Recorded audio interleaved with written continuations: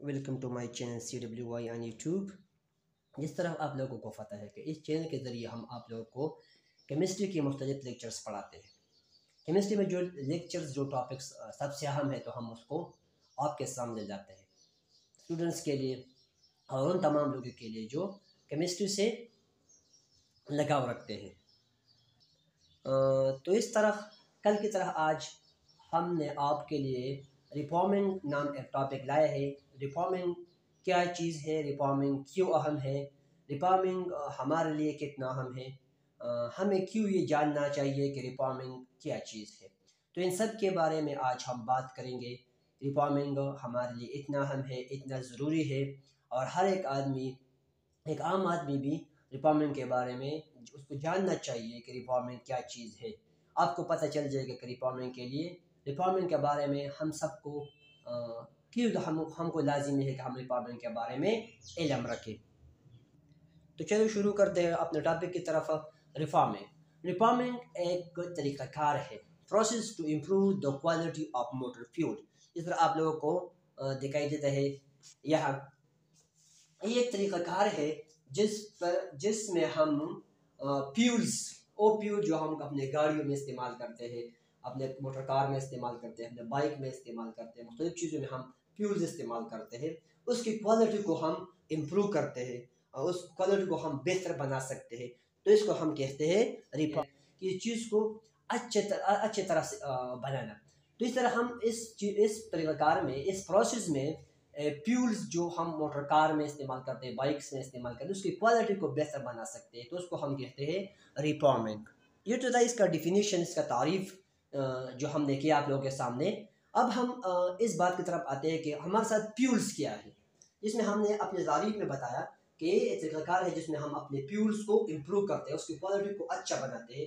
तो अब हम आते हैं फ्यूल्स की तरफ। हमारे साथ फ्यूल्स क्या है, फ्यूल्स क्या चीज़ है। तो फ्यूल्स एक ऐसा चीज़ है जो हम इस्तेमाल करते हैं, हमें एनर्जी देता है। मतलब हम गाड़ी में फ्यूल्स, पेट्रोल डालते हैं, हम डीजल डालते हैं गाड़ी में, तो वो हमें एनर्जी देते हैं, उससे हम काम ले सकते हैं। तो इस तरह हमारे साथ फ्यूल्स में दो किस्म के फ्यूल हमारे साथ है। एक है हमारे साथ सुटेबल फ्यूल, जिसको हम सुटेबल फ्यूल्स कहते हैं आम आसान अल्फाज में। दूसरे को हम कहते हैं अनसुटेबल फ्यूल।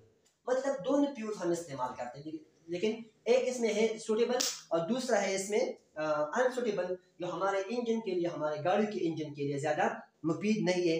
तो इसको हम कैसे मुफीद बनाएंगे और मुफीद फ्यूल्स क्या है, सूटेबल फ्यूल्स क्या है, इसके पहचान क्या है, हम कैसे पहचानेंगे कि हमारे ये फ्यूल हमारे गाड़ियों के लिए, हमारे इंजन के लिए, हमारे गाड़ी के इंजन के लिए मुफीद है, सूटेबल है। और हमको एक कैसे पता चलेगा कि ये फ्यूल हमारे गाड़ी के लिए, हमारे गाड़ी के इंजन के लिए अनसूटेबल है, मतलब गैर मुफीद है।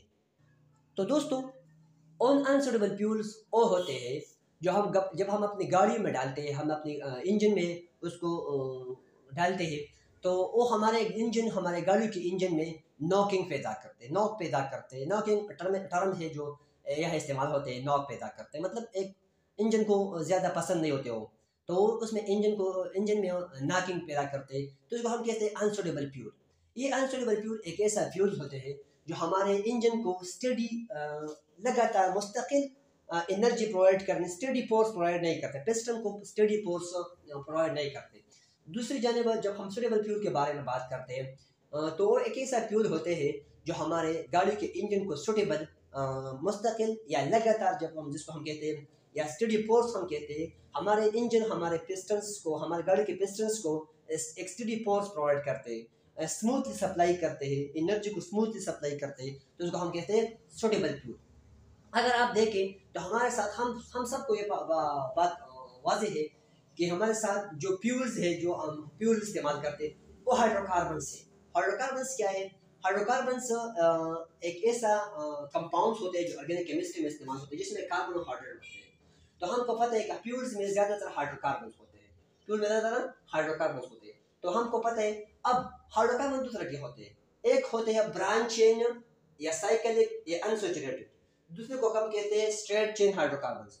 तो जो अनसूटेबल फ्यूल्स है जो हम गाड़ी में डालते हैं और जो नॉकिंग पैदा करते हैं, जो इंजन के लिए ज़्यादा अच्छा नहीं होता, वो ज़्यादातर स्ट्रेट चेन में होते हैं, और ज़्यादातर स्ट्रेट चेन हाइड्रोकार्बन होते हैं, इसलिए हमारे गाड़ी में नॉकिंग पैदा करते हैं। दूसरी तरफ अगर हम सूटेबल फ्यूल की बात करते हैं तो हमारे साथ जो सूटेबल फ्यूल्स है वो ज़्यादातर ब्रांच चेन में होते हैं और ज़्यादा साइक्लिक फॉर्म में होते हैं, अनसैचुरेटेड होते हैं। अब अनसैचुरेटेड क्या है या साइक्लिक है या ब्रांच क्या है वो अलग टॉपिक है, हम उस तरफ इस वक्त नहीं जा सकते। ओके, लिहाजा ओके, यहाँ हमने एक एग्जांपल लिया है, ये हमारे साथ एक एग्जांपल है, एक हाइड्रोकार्बन हमने लिया है। ज़्यादातर ये पेट्रोल्स ये फ्यूल्स में ज़्यादातर ये चीज़ होता है जो जिसमें मैंने लिखा है अनसुटेबल फ्यूल्स, ये अनसुटेबल फ्यूल्स। अब हम क्या करेंगे कि इन अनसुटेबल फ्यूल्स को हम सुटेबल फ्यूल में तब्दील करते हैं। कैसे हम उसको सुटेबल फ्यूल में तब्दील कर सकते हैं, कैसे हम इसको अपने इंजन के लिए मुफीद साबित करने के लिए उसको अच्छे तरीके से अच्छे फ्यूल्स में तब्दील करते हैं। How we convert unsuitable fuels to suitable fuels. तो इसके लिए हमारे साथ कुछ प्रोसेस है जिसको हम कहते हैं मतलब ये है फ्यूल्स हमने लिया है जिसमें नॉर्मल हेप्टेन है, उसको हम आइसोऑक्टेन में तब्दील करते हैं। आइसोऑक्टेन क्या है? आइसोऑक्टेन एक ब्रांच चेन हाइड्रोकार्बन्स है। तो हमने शुरू में बता दिया आप लोगों को कि ब्रांच चेन अल्केन्स या ब्रांच चेन हाइड्रोकार्बन या साइक्लिक हाइड्रोकार्बन या अनसैचुरेटेड हाइड्रोकार्बन जो है ये हमारे फ्यूल सुटेबल फ्यूल में आते हैं। इस तरह हम इस स्ट्रेट चेन, ये स्ट्रेट चेन है जो अनसुटेबल है, इसको हम तब्दील करते हैं ब्रांच चेन में जिसको हम कहते हैं आइसोऑक्टेन। तो इसको हम आइसोऑक्टेन में तब्दील करते हैं या अनसैचुरेटेड में तब्दील करते हैं। तो इसके लिए हमारे साथ एक प्रोसेस है जिसको हम कहते हैं क्रैकिंग और पैरालिसिस। एक ऐसा प्रोसेस रखा है जिसमें हम इस ऑक्टेन को ज़्यादा हीट करते हैं कैटलिस्ट की मौजूदगी में, in the absence of air.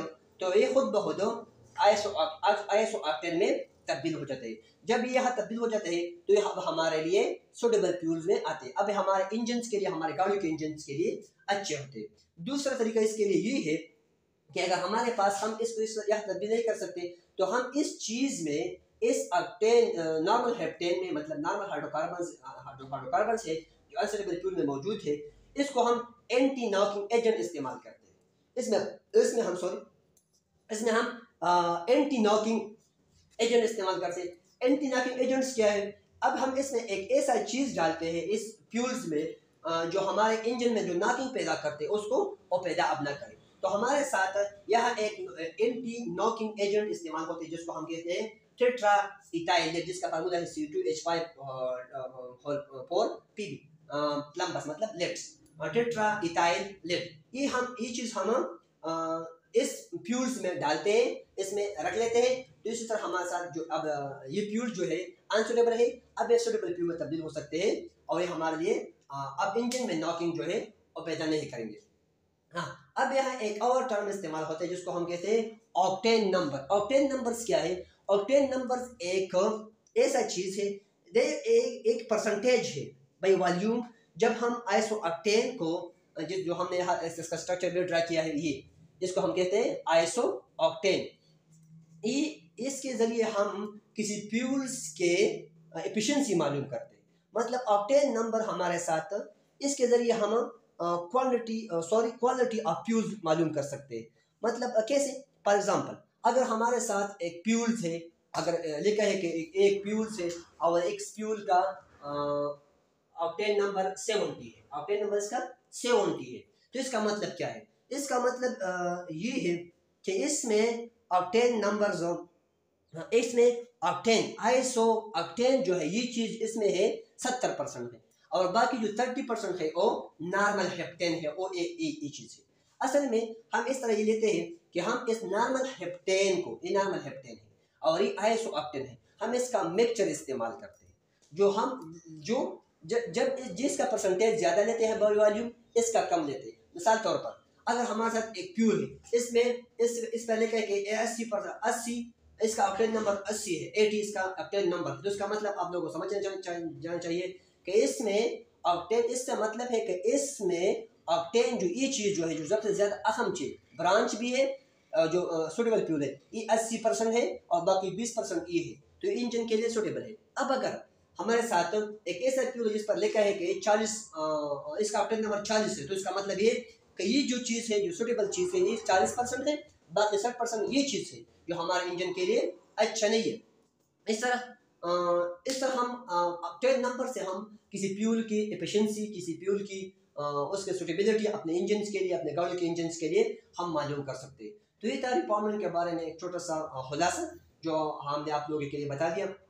हम कैसे एक फ्यूल्स को मालूम करते हैं कि इसका ऑक्टेन नंबर कितना है, इसमें एक फ्यूल्स है, इसका ऑक्टेन नंबर इतना है, तो हम ये हमारे गाड़ियों के लिए, हमारे इंजन गाड़ियों के लिए अच्छा होता है। या जो फ्यूल हमारे अनसुटेबल है हमारे गाड़ियों के लिए, जो फ्यूल अनसुटेबल है उसको हम कैसे सुटेबल में तब्दील कर लेते हैं, उसके लिए हमने मुख्तलिफ प्रोसेस करना है, क्रैकिंग प्रोसेस करना है, एसमराइजेशन करना है, डिहाइड्रेशन करना है, अल्काइलेशन करना है। इस तरीके से हम इम्प्रूव करते हैं क्वालिटी ऑफ मोटर फ्यूल्स, या इसमें हम एंटी नॉकिंग एजेंट इस्तेमाल करते हैं। तो ये था आज हमारा टॉपिक रिफॉर्मिंग के बारे में। अगर वीडियो पसंद आई तो वीडियो को शेयर करें।